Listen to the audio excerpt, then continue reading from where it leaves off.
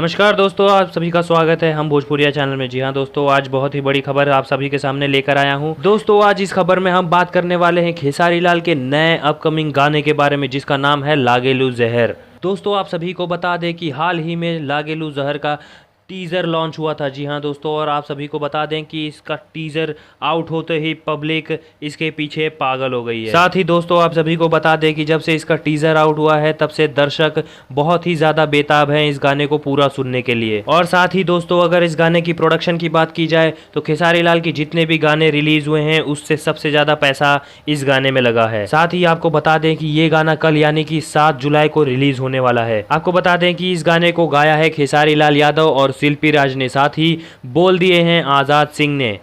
और ये गाना बालाजी रिकॉर्ड्स पे आएगा। तो दोस्तों आज की खबर आप सभी को कैसी लगी हमारे कमेंट बॉक्स में ज़रूर बताएं, और आगे की न्यूज़ के लिए हमारे चैनल को सब्सक्राइब करें। धन्यवाद।